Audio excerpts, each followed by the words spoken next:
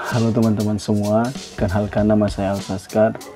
Nah, di video kali ini saya akan membahas bagaimana caranya kita itu untuk menjadi seorang programmer. Jadi nanti saya akan membahas mengenai langkah awal untuk teman-teman itu bisa menjadi seorang programmer. Nah, kalau teman-teman penasaran mengenai videonya, teman-teman bisa menonton video ini sampai selesai.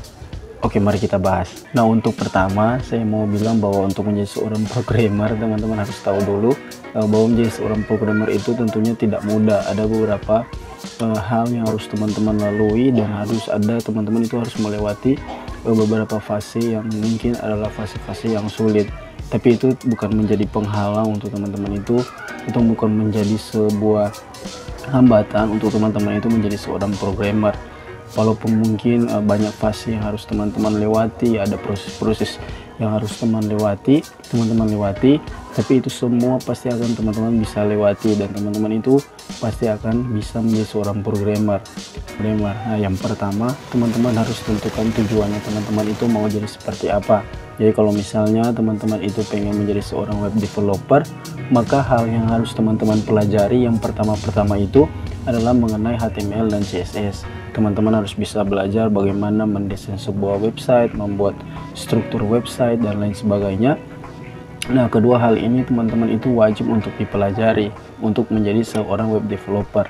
Nah, kalau misalnya teman-teman itu pengen jadi mobile developer, maka HTML dan CSS ini tidak perlu teman-teman pelajari. Teman-teman bisa langsung belajar Java, yaitu bahasa pemrograman yang dimana untuk membuat aplikasi Android. Nah, jadi teman-teman pastikan dulu, teman-teman tentukan dulu kira-kira tujuannya teman-teman itu mau jadi seperti apa. Apakah web developer, mobile developer, atau bahkan ingin menjadi desktop developer.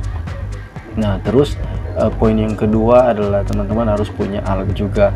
Nah, alat ini berupa apa? Tentunya yaitu berupa laptop.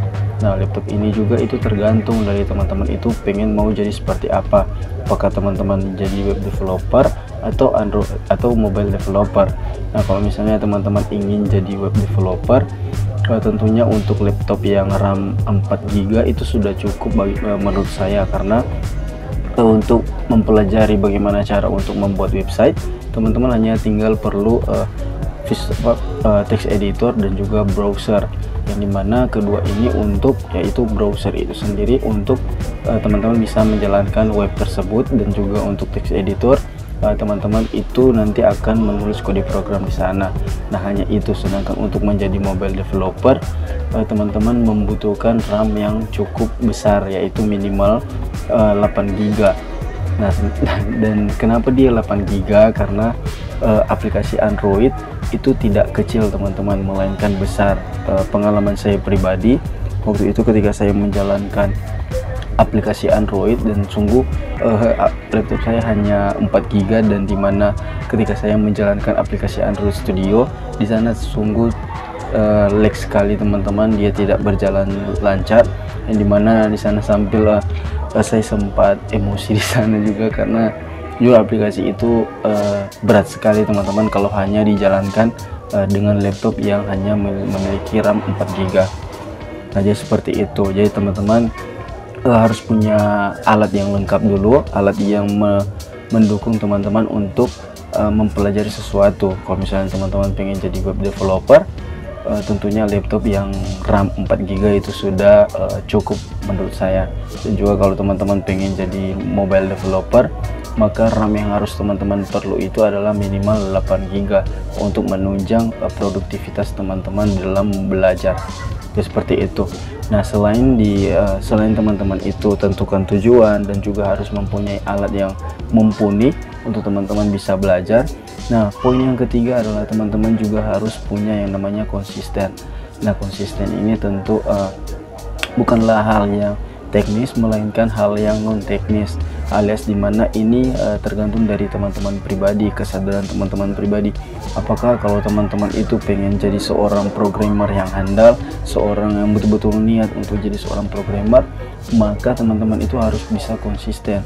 Nah, belajar pemrograman itu tidak boleh teman-teman kalau hanya misalnya hari ini belajar, besoknya tidak, atau besoknya belajar dan hari ini pun tidak belajar, atau seperti itulah teman-teman. Jadi intinya kalau teman-teman pengen jadi seorang programmer, maka teman-teman tidak boleh berhenti alias harus konsisten secara terus-menerus teman-teman. Artinya teman-teman terus belajar secara konsisten setiap hari, itu tidak boleh berhenti teman-teman. Jadi seperti itu. Nah, jadi saya rangkum teman-teman jadi poin-poin yang untuk teman-teman itu mau jadi seorang programmer. Yang pertama adalah teman-teman harus tentukan tujuannya teman-teman itu mau seperti apa, apakah web developer, mobile developer, atau desktop developer. Terus yang kedua, teman-teman harus mempunyai alat, yaitu laptop, dan tentunya alat ini harus alat yang mumpuni teman-teman. Jadi seperti itu. Dan terus yang ketiga adalah konsisten, dimana teman-teman harus bisa terus-menerus belajar, tidak pernah berhenti untuk belajar. Ketika terjadi error, teman-teman tidak mudah menyerah di sana. Ketika terjadi sebuah problem, teman-teman harus bisa problem solving di sana, dan lain sebagainya. Jadi seperti itu teman-teman. Nah, itu dulu video kali ini teman-teman. Nanti kita akan lanjut di video berikutnya. Jadi teman-teman, kalau teman-teman tertarik dengan video seperti ini, teman-teman bisa follow channel saya. Dan kalau misalnya teman-teman bingung atau mau bertanya, silahkan teman-teman bertanya melalui kolom komentar yang ada. Oke, kita akan lanjut di video berikutnya.